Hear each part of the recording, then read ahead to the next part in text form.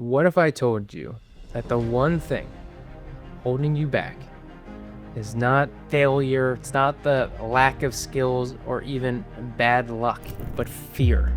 Fear has a way of convincing us to stay comfortable, stay complacent in where we are. And it so often keeps us from truly becoming the best version of ourselves. Hi, my name is Bonitatibus, owner and founder of Digital Champions, and this is Let's Grow Together, the show about helping you become the best version of yourself.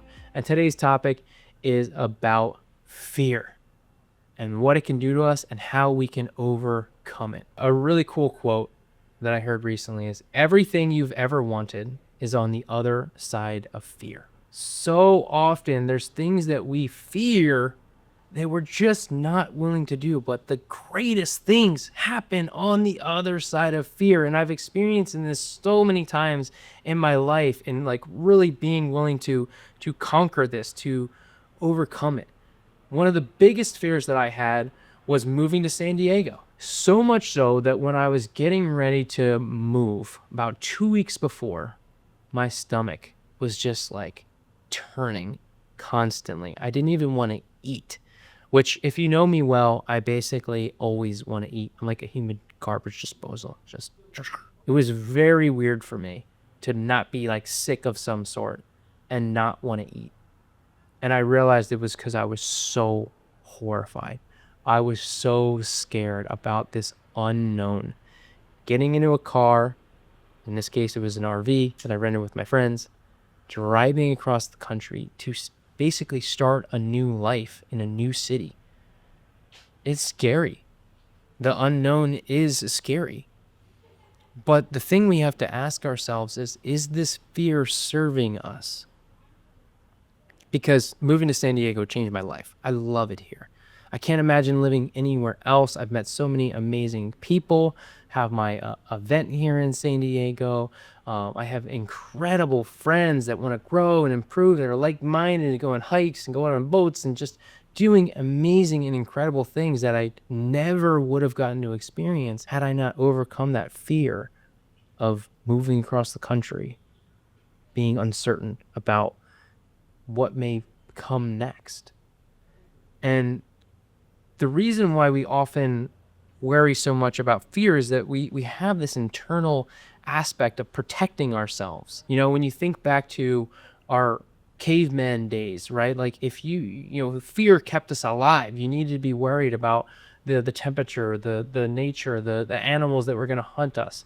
Well, in today's society, for the most part, you're not just going to get attacked by a bear or, a tiger while you're walking along the street. We live in a very different world, but we still create fear in our own things, and we create our own fear that keeps us trapped. It keeps us from truly living, from experiencing so much of life that is out there. Prevents us from growing and improving our businesses because we're letting this fear control us. Make decisions out of fear. That's something I learned really early on in my business, and not making decisions out of fear. But a lot of us have like very common fears just of not being good enough, that if we fail, people are going to judge us, or it's just safer to stay where you are, right? This is common. Something that happened a few years ago, I was hiking in Moab, Utah, or rather Zion, Utah. Well, I did hike in Moab, but this particular situation was in Zion, which is Angel's Landing. It's a very famous hike. It was on my bucket list. I always wanted to do this hike. They call it Angel's Landing because it's this really high strip of rock that you can go out on. And I hike pretty often. I'm fairly confident in my hiking ability, in climbing up rocks and just like going up the path. But as I was doing this hike and learning that 19 people have died in the last 20 years, which, isn't the worst stat, but also not the best stat. People have died, period. So there was a little fear around this. And I just remember walking and experiencing so tentatively as I walked up this rock. And I was like struggling. And I felt like I was going to fall because I was so afraid, and I was taking every step and I was being so cautious, like I could barely move even though this particular hiking wasn't extra difficult. It was just that it was so much higher up than what I'm used to doing.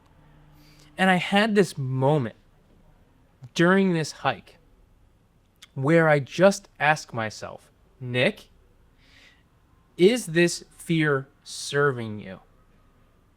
And at the time, I knew it wasn't, because it was preventing me from just climbing this rock that I know I can do and just walking right up it. It's not a big deal. And it was just that one thought, that one switch in that moment. And then I went up the rest of it without any problem, without any fear. I didn't even know that that was possible, that you could just flick a switch and turn your fear off, until I had did it. And so if we can do that in other areas of our life and just switch off the fear, is this fear serving us in those moments of doubt, in those fears, and just say, is this serving us? We can make that switch.